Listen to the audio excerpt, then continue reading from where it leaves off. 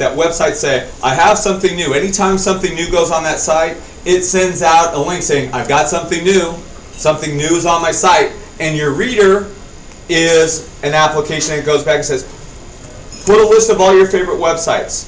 Keep going back to those websites. Anytime they have something new, put it into my inbox. So you don't have to keep going back and forth to that website. So that favorite website that you have, you never have to go back to it again. You just put a subscription to it in Reader. Anytime there's something new on that website, it puts it into your box in Reader. Okay? Makes your time much easier. So this kind of explains it. This is, if you've never seen, everybody seen Common Craft? Right?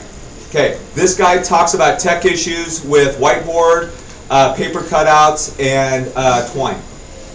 Okay? But it all makes sense. The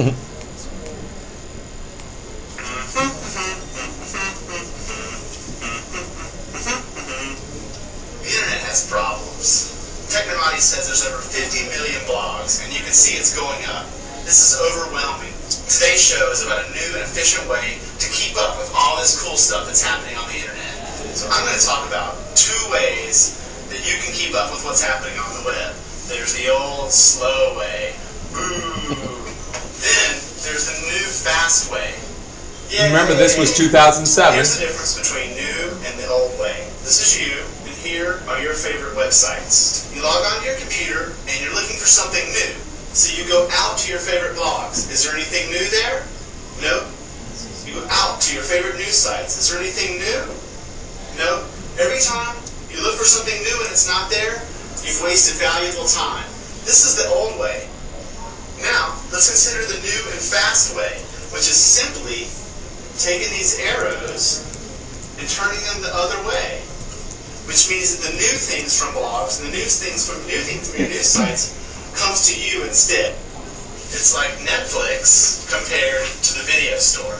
So what we're talking about is using a single website that becomes your home for reading all the new stuff that's coming from your favorite websites. There are 2 steps for getting started. The first step is you need a home for reading the new posts. This is a website called a Reader. They are free, and all you need is an account. I use a site called Google Reader. It looks like this. My favorite sites are listed on the left, and on the right, I can scroll through all the new posts from my favorite sites in a single place. So, to complete step 1, you need to go sign up for a Reader at Google Reader, Bloglines, Newsgator, MyYahoo are good places to start.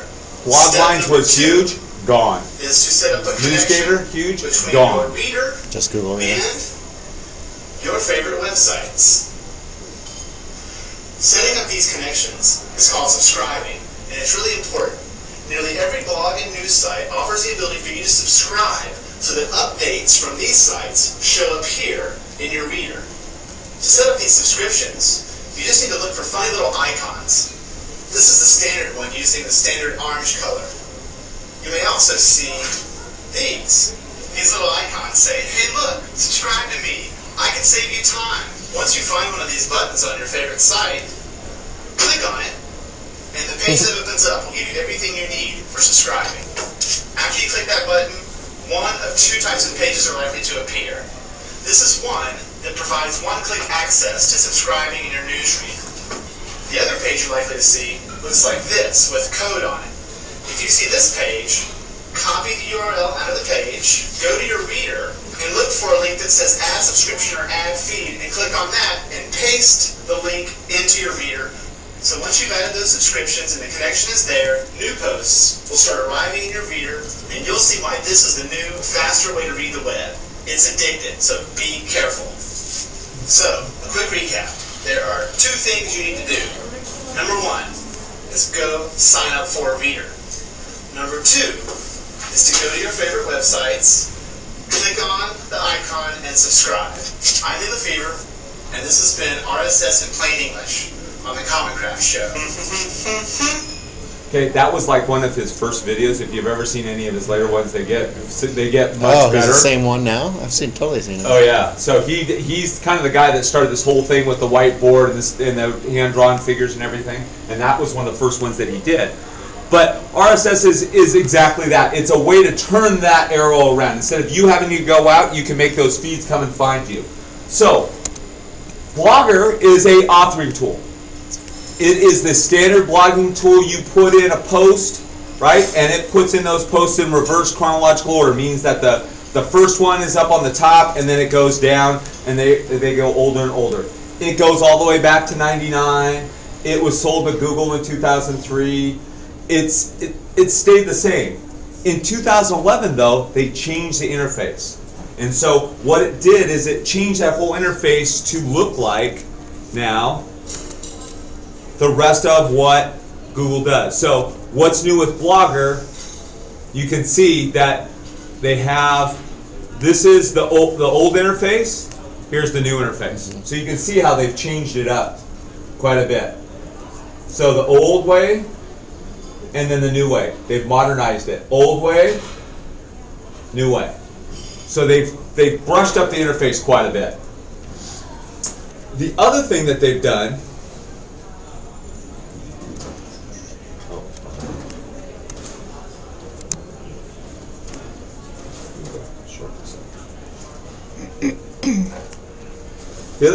is they've created a way that you can now build your own template. Before, you had to say, okay, here's 15 different templates. I have to pick one. Now you can actually go in and design it all on your own and make it look any way you want. The other thing is with Template Designer and with Blogger. Before, you could just put posts there, right? And it was, okay, I put this post on this day, the time, date, and stamps it, right?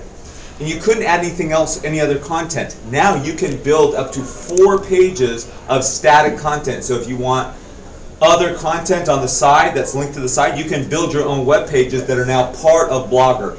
If anybody remembers the old, before Google Sites, they had this thing, Google had basically a web page creation tool that you could build your own web pages in. It's the same kind of idea, that you can build actually a few web pages that now stick or connect into your Blogger account. And then they also have Blogger stats. So now, anytime you publish a blog, you can see who's reading your blog, what type of operating system computer that they're using, what type of machine they're, and you can see where they're from. One of the cool things that I saw, I started publishing on my blog a little bit, and all of a sudden I saw, somebody in Latvia is reading my blog. Right? But it gives you basically a map of the world, and you can kind of click and drill down and see, actually in the United States, you can drill down to state and the county, and you can see who is actually reading your blog or connecting to it in some way.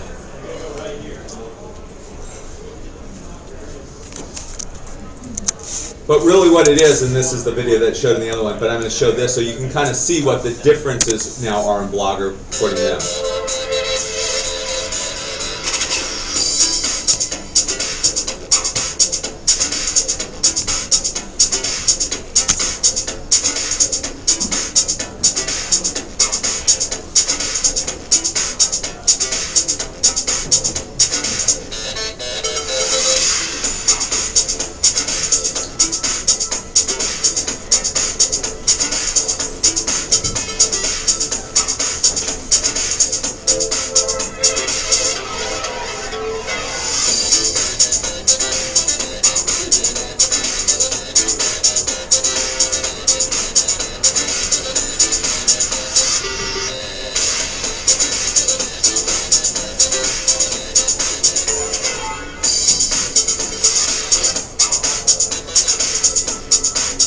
So that's how you can fix it all up any way you want.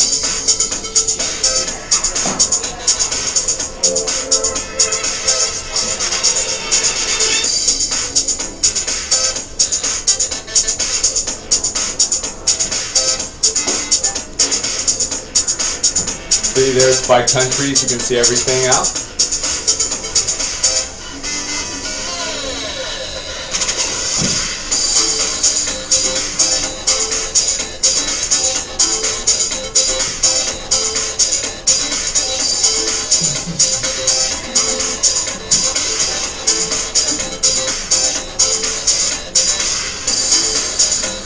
As young as 2nd and 3rd grade. You say, second, third grade, blogging.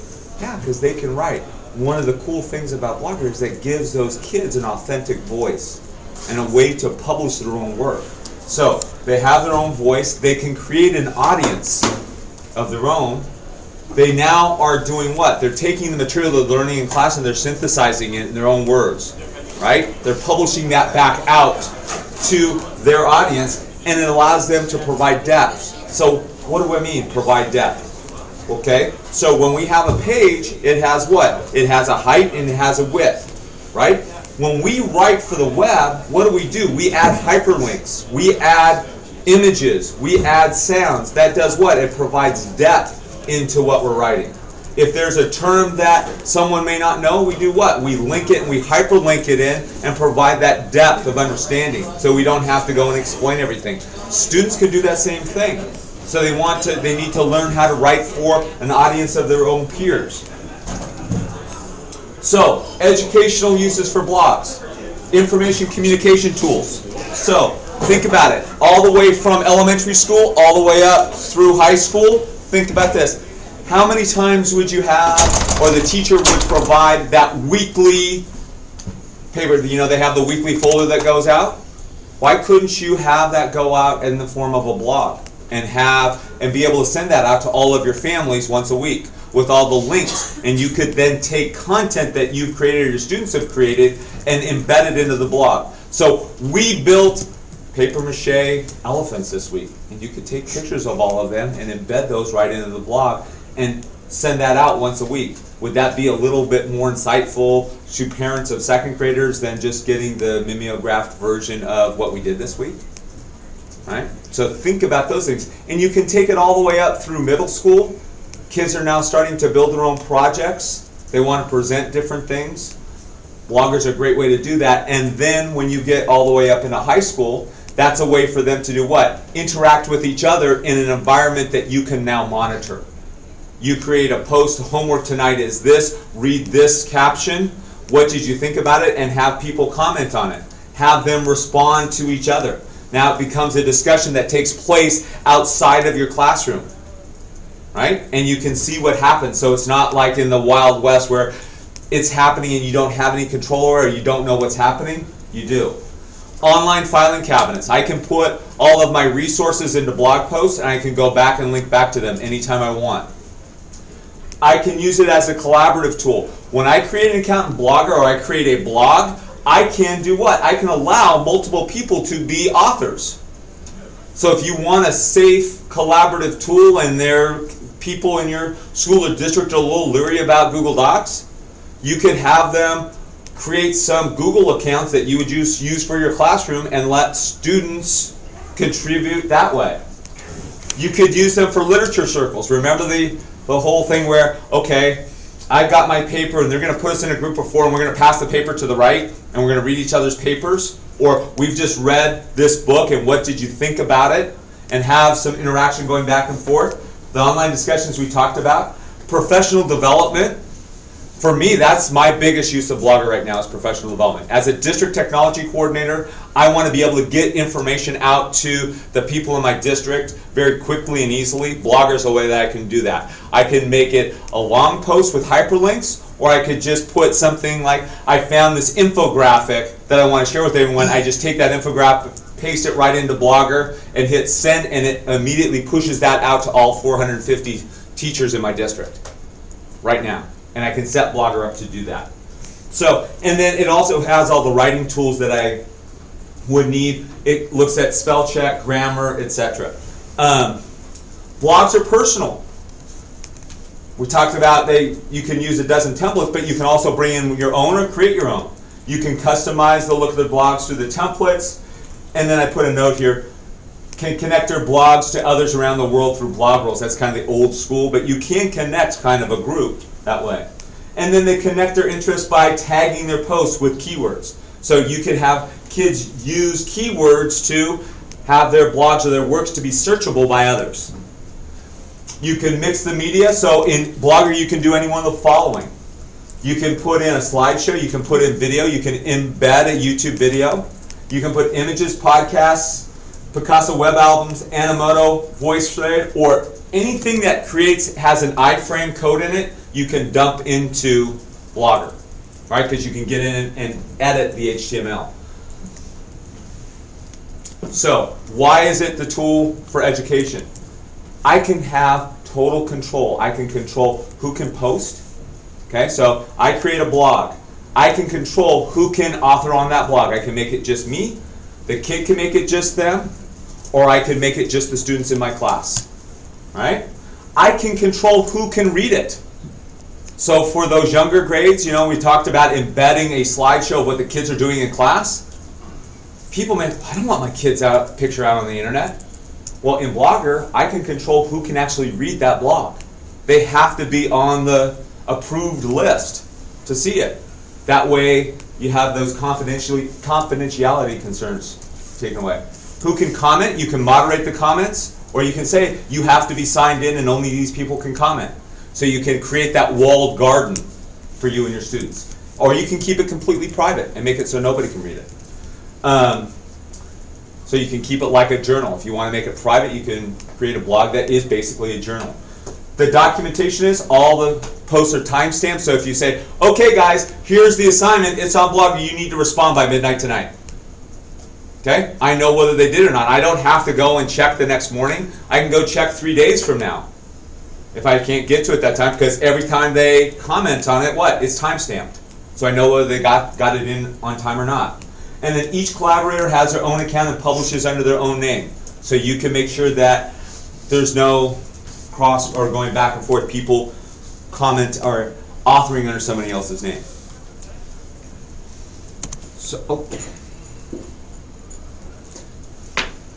coming up here. Come on. So everybody has to have a Google account, but they don't necessarily have to be in the same Google domain. So No. you're in the domain. Nope. They don't necessarily have to be in the same domain. They don't have to be. If you were authoring within the same domain, you wanted to give a full domain, you can easily do that, or you have to put individuals. Say I want to open it up for the university, the domain that I'm in. Am I able to do that? Or? Yeah. So if your university has Google Apps for Ed, right, you could basically make it so what they can do is basically sign up for Blogger with their account, and it will attach to everything else. That's the other thing that's nice about Blogger. That's really good. Is that if they have Google Apps for Ed, they just go to blogger.com and it says, oh, you're already signed into a Google account. Would you like to just add this service onto your account? And it'll allow them to do it right then and there. So you don't have to create another account. Reader is the same way. So if you are logged into Google Apps for Ed and then type in reader.google.com, it'll say, oh, you're already logged in. You want to use this account and connect it in? And you can go right there and connect that in as well. So I can kind of show you, if I just do, so if I go, I have to have the B out of there. So if I go to blogger.com, I'm on my personal account, it knows that I'm logged in and is connected to my Google account. So it immediately brings me into my dashboard. And you can see my first blog that I've still been, the last time I published on it was about a month ago, but I've got 182 posts on it, and I've had this blog for probably 6 years now, and I don't write on it a lot. There was a time, 2006, 2007, I wrote on it a lot, but I don't write on it a ton anymore. I can add in different sites. I can change the language there. But if I go into each blog now, it now gives me, and I can see the page views. So there was 43 page views on my blog today. I can look at the posts, so it gives me a list of all the posts. Right? I have some drafts that show me my published. Now pages, that's the thing I told you that's brand new. You can now create, so you'll see it says new page. So I can create a blank page or a web address to send them to another address, and I can create a web page and it will be linked in the body of my blog. So in the side margins, it will be linked right there. On the comments section, I can see published awaiting moderation. So I can say nobody can comment on my blog unless I approve it. So like this one nice. says, thanks for sharing this cool feature. Boom, I can click on it and then approve it. Okay, so there's a whole bunch of different things I can do here. I can see my stats. I can also look at all the traffic sources, so I can see where they're coming from. I can see all the keywords, etc. So that's the basics there. And then down here is the layouts. So you can change the layout. You can add widgets into it. I can change the template. And then this over here, right here. So posts and comments, mobile and email. So that was the other thing. So I have it set up. I have it turned off, but you can create an address here that you can publish by sending an email to your blog. So it creates an email address. You type an email out to that address, and it will immediately publish that email to your blog. Okay? It also has it set up so you can send it out. There it is. So I can post using my phone. So for kids, if they don't have a device, if they don't have their own computer, they set up the blog in your class. Now what can they do? They can now post using their phone. So they don't have to have a computer in order to post.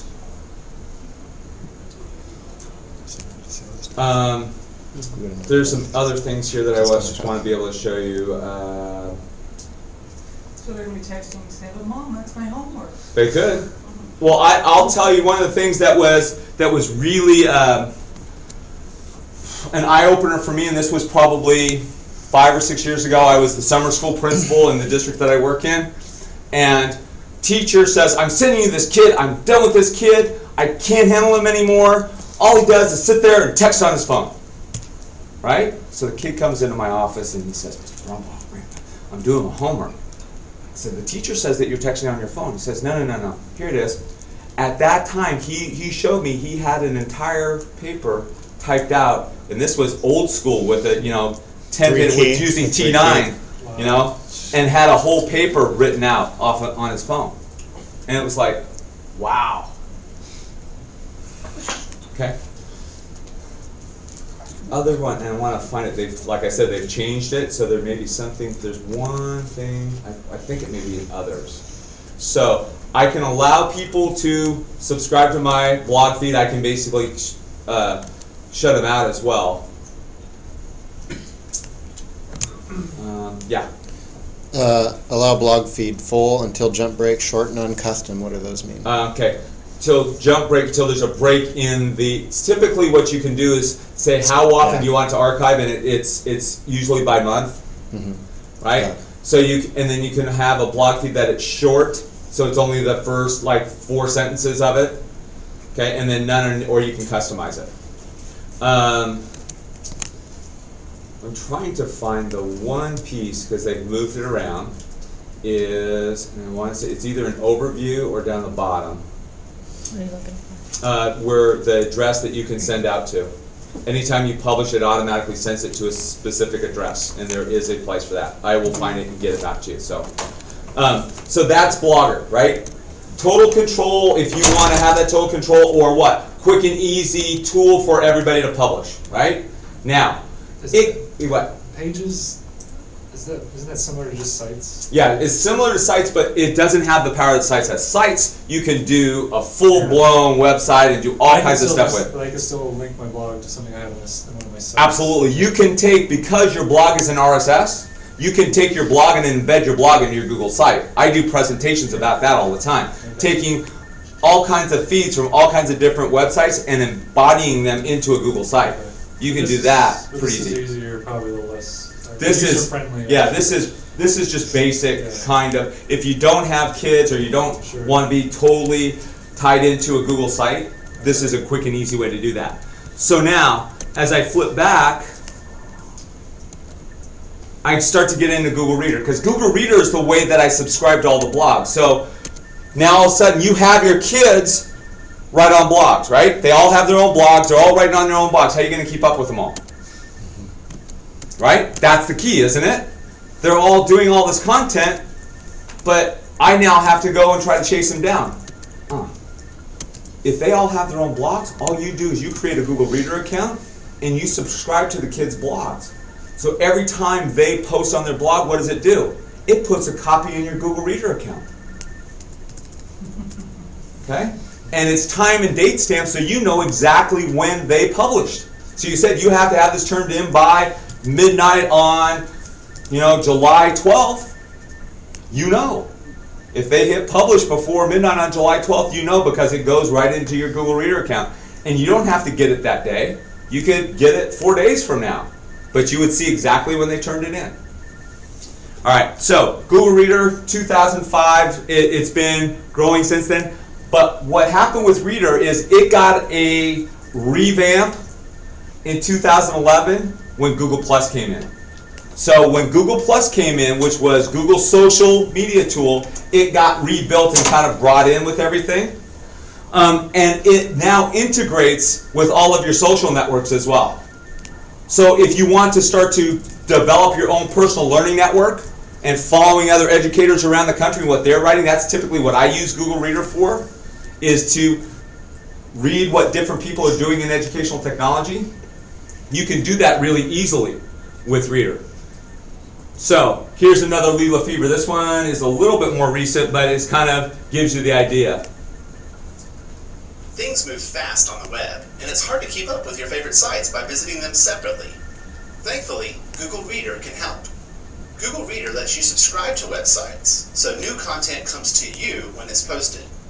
Here's how it works. Subscribe to feeds from your favorite sites. Feeds enable new content from these sites to appear in Reader.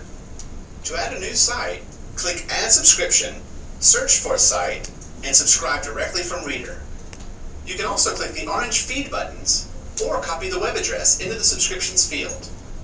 Once subscriptions are in place, new items will start to appear in Google Reader automatically.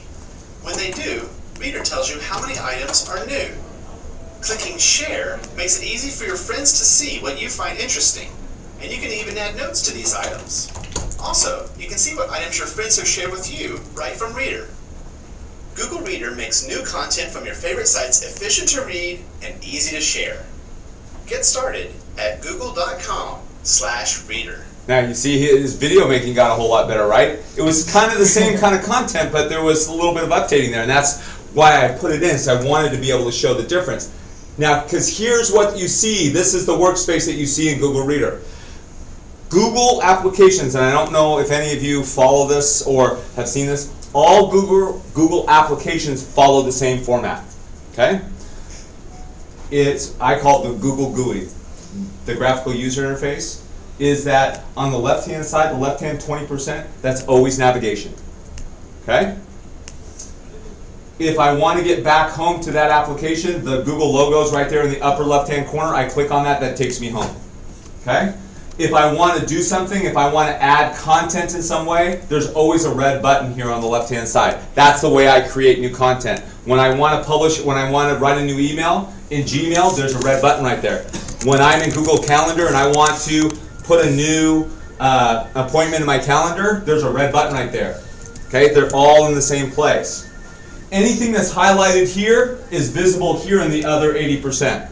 If I want to see what the options are in any application, I look over here and there's a little gear, and I click on the gear and it gives me all the different options in that application. They all work the same. So if I come into my Reader account,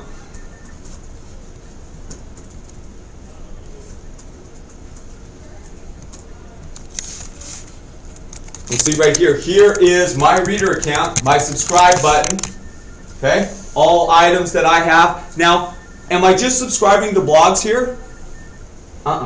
It's not the way it works anymore. Because what else has a feed now? Twitter accounts have feeds. So let's say I have somebody that I really like on Twitter. I can follow them in Google Reader. I just have to know what their username is. So if I want to follow, do you have who has a Twitter handle here? I do. Okay. So if I say twitter.com, and there's Elizabeth. So now here are all of Elizabeth's tweets. So I can see every time she tweets. That's regardless of whether you have a Twitter account or not. Regardless whether you have a Twitter account or not. Yeah. If you have like 10 different people that you're following on Twitter, how are they organized on the left? What you can do is this.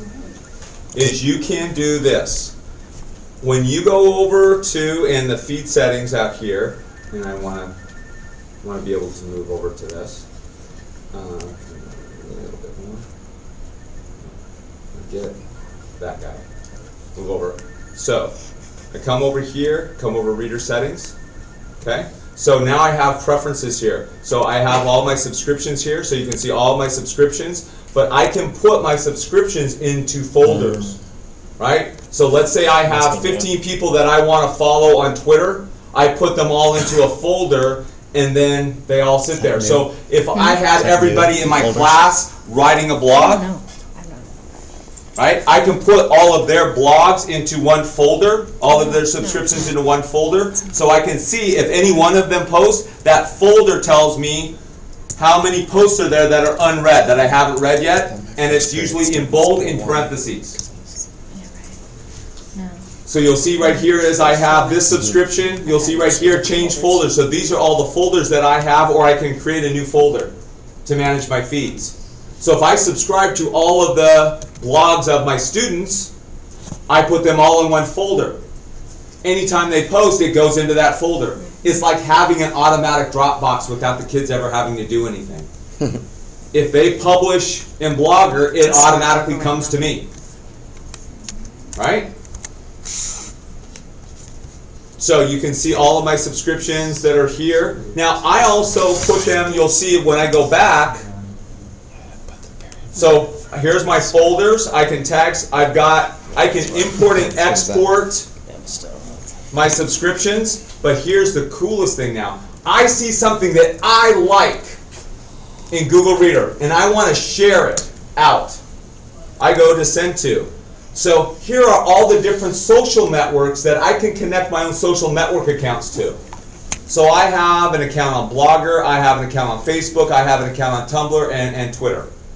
So now I just put this in here. They used to have it where you could put something, a starred item or a favorited item, and all it would do is it would put all those items into your own web page, basically. And then you could have the kids subscribe to your web page, right? It's so much easier now because if you can use Google Plus, you can actually tweak it to do what you want. So your post will go to all those things that you have checked off. Yes. Yeah. So, or if I find somebody else's blog post that I really like, I can say share, and it will share it out with everybody on those sites. You just have to be careful because if you are really kind of deep into this and you start doing a lot of the cross posting, what ends up happening, because Twitter has their own thing where if you post to Twitter, then it can go to Facebook, and if you post to this, then it goes to if you post to Tumblr, then it also goes to Facebook, and all of a sudden your friend's Facebook feed has the same freaking thing from you 4 times over. So if you've been on Facebook and one of your friends posts the same thing 4 times, it's probably because they've got it hooked up like this. So you be a responsible feeder. Right, be a responsible feeder. I'm just letting you know that you can set these feeds up to automatically post all over the place. No, it's not. Okay, with one click. So how would I do that? So if I go back to Reader, I've never used it. and I'm going to come into, so I read a lot of ed tech stuff, and so here's my Mashable. So Mashable is all high-tech news, right? And and you'll notice it's just what? When I subscribe, do I have to read everything that I subscribe to? No, it's just like a magazine. I thumb through the articles, I stop to the ones that I like. So how quickly can I mean, this is me scrolling through. If I see something right here that I like, I can also search something here. So I've been big time on talking about this, right? Which is the Google tablet. So here is something here from Mashable about jelly bean rollout is underway. Here it is, right? I can also continue reading here, right? And read the full article. So if I click on this, it will bump me out and I can read the whole article in Mashable, right? And it's all right there with the screenshot. Now, I can also go back to my Google Reader and say, hey, I want to share this with my friends. So here it is. I can email it, I can keep it unread. Here's my send to. Remember, I have those hooked up. So I can send it to my Blogger account. I can send it to my Facebook account. I can send it to Tumblr. I can send it to Twitter. Right? Automatically. Right from that interface. Now, if I have the reverse going on, let's say my kids are writing blogs and they also have a reader account, I can use this to do what? I find interesting articles that I want my kids to read. I do what? I put it on my Blogger account. Now what happens? It automatically goes to them. Right? They don't have to do anything. It's already done. But you can go one better. Because you've got Google Plus now. Google Plus now, I can share it on Google Plus, and I have what? I can comment on it, but I have what? I have all my circles in Google Plus. So really, if my kids have email accounts, what can I do? They don't have to be Google accounts, but email accounts, I can do what? Add them into and have them all in one circle, right? I like this article, I want to send it to all of my kids, or if I'm an administrator and I want to send it to all of my teachers, I put all of my teachers in one circle, right? And I see this and I say I'm going to put this into, so I have a circle over here that is, because of this thing, I can say Ed Tech, right? Ed Tech colleagues, right? So I can say that, send it to my Ed Tech colleagues, but I could have one that's teachers, I could have one that's first period class, I could have one that's third period class, whatever. However I have those circles set up. And then I can say,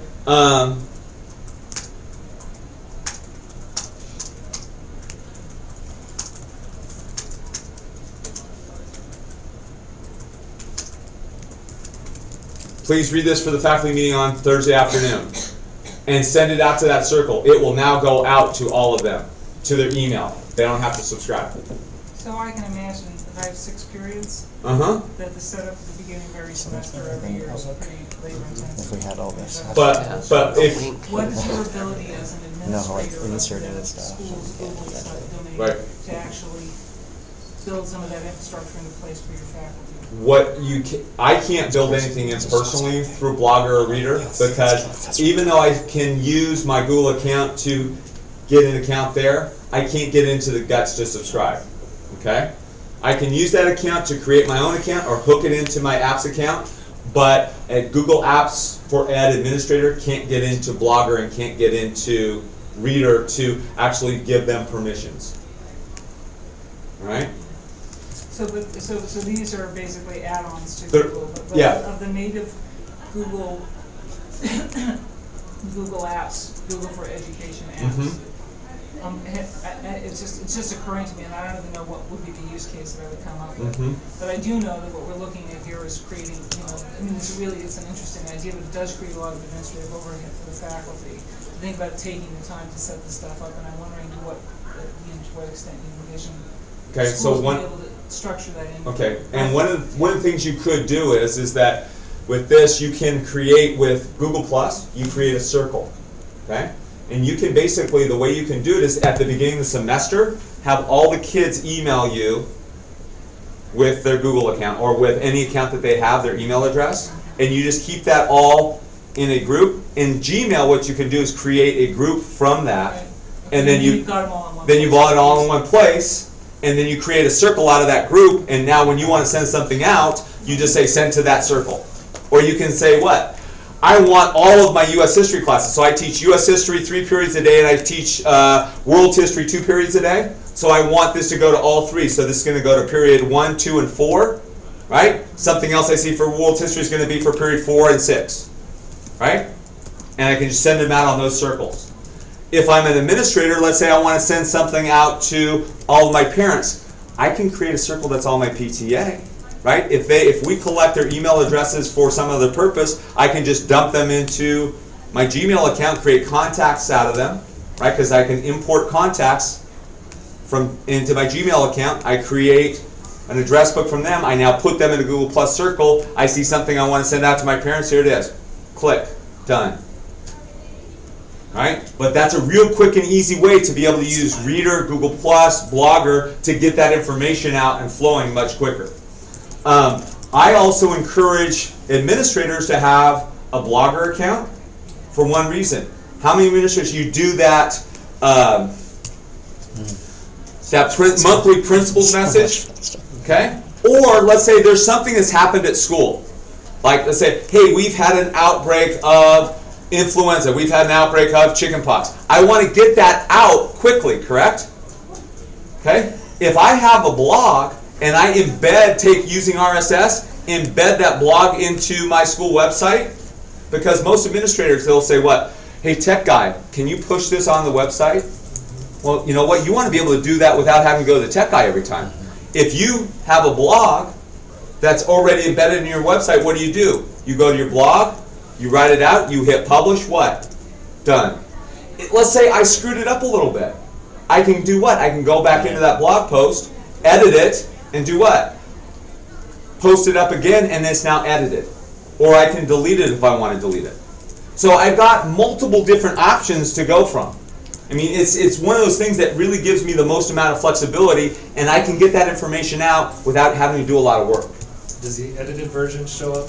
Yes, immediately. Immediately. No. As soon as you edit and post, repost. As soon as you edit and post, it modifies everything. That's better than an email sitting there and then sending another email. Correct. Oh, that's a great call. Exactly. Yeah, I like that. Right?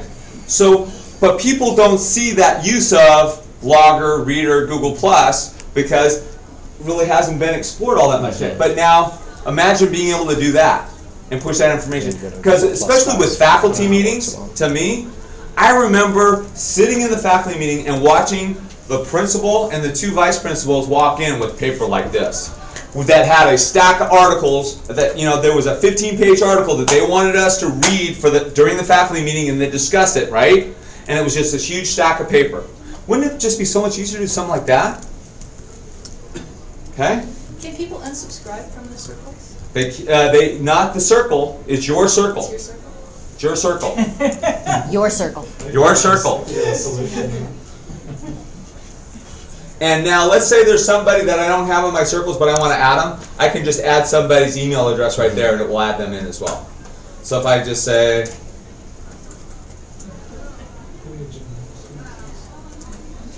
okay, and then I can just add that person right into it, and it will add them in. Okay? Go ahead. We're kind of on this topic. I did most of this for the first time without any coaching at all. Okay. I had no clue what I was doing, and most of it was actually super easy, like you said.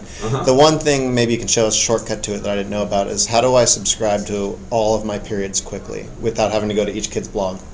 Okay. Well, that was what I just mentioned to the woman here. Can you do it from Google+? You can do it through Google+, but I would just have the kids all email you, and then what you can do is basically put them all into a group in your Gmail. Add them to your Gmail contacts. Create a group, and then that group now becomes a circle. Make that group a circle. And then how do I follow all the blogs into my blogger? So reader. How do I get them all into Reader? How do you get them all into Without Reader? doing it one at a time. Sorry, I didn't make that clear. Let me think about that. I have one trick that's very weird. There's a way to do it. I have to. You have a shortcut? That's weird. If you have, I had all my students put their favorite book as VHS Physics Period 1. And so when I looked at my favorites, my favorite book, it showed all their blogs, and then I subscribed one at a time. Yes. Well, and then you can just go right down the list. Yeah, but I still had to add them all one at a time. Right. But that is a way to do it. That is it's a unique way to do it, but it's cool. I like it because all he's saying is this: is he asks all the kids to put in the keywords, put in some identifier that is going to be unique enough that he can search on that identifier, and then all of the kids' blogs are going to show up, and then he just goes right down the list and say subscribe, subscribe, subscribe, subscribe, subscribe, and he's got them all in. And then once they're in his Reader, then he can move them into different folders, right? But that's a unique way of doing it. It's almost what it is. It's like creating your own specialized hashtag in Twitter, right? And then doing it that way. But to me, this is a great way to do it. The other thing I can do here is I can +1 it in Google+. And you can kind of see all the different things that are there. Now, so if your kids submit a homework to you as blog posts, you're subscribed to other blog posts that comes into your Reader. Yes. You've got a date stamp, so essentially it's almost like a grade book. It's posted with the date stamp. Yes. Right? Then you can, if they've enabled you to edit, then you could then comment on those posts, essentially grade them, and then send them back to them without ever a piece of paper changing hands. Correct. And without the other students seeing. Yes. If it's just between you and the student, you can make it without any of the other students seeing. Okay? You could also have it set up where you can comment, but have the students have their the comments on their blogs, allow them to be that they moderate them. So you can provide feedback. They will only see it, so they can make the choice. You can have it so the kids can comment on each other's blogs, and I think that's a very healthy thing for them to do. But if they can moderate all of the comments, they can decide, you know what, they can decide whether to post your comments or not post your comments. But your comments are still there. So they read it and they decide whether or not, if you said something that they Yes. think is meaningful in terms of whatever Socratic process you've got going on, Right. versus whether or not that's just a snarky, nasty comment. And Exactly. Yeah. Exactly. So you can have them, and that's a pretty information literacy, digital citizenship piece that you may want to explore in your class. Right. Yeah. Okay, so I go through and there's a whole bunch of different blogs and you'll see that I have one here that's information graphics. I'm big on infographics right now. So I'm looking at all these different things, and most of them, like I said, I'm not gonna read. I'm gonna go through tablet e-commerce, portrait of a tablet user. So this is gonna be, here it is. So here's all my infographics. Oh, these are cool. Right? So I just subscribe to infographics. I have a whole folder that's just infographics. Because I feel like if I can do that, those pictures are going to express or explain things that I don't want to write. I'd rather have the images do that for me and let them stand for that. A lot of the times on our professional development blog, what I'll do is I'll just copy and paste that graphic right into my Blogger account and hit send, and it pushes out to all the teachers. That way it's not them seeing me write a couple of paragraphs with some hyperlinks and all that.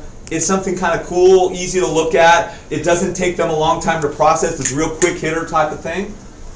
And it's really easy to do. The other thing that I do with this is that the ones that I like, I now have, if you look over here, I've got Pinterest right there. I'm not into all culinary and everything else. My Pinterest is almost all infographics. So I'll just kind of right here say I like that one, pin it, and I'll just put it, there it is, and I'll just put it right into, and you'll see here I have infographics for education, pin it, done. So now I have a whole board on my Pinterest account that's just all infographics. So I can kind of save them.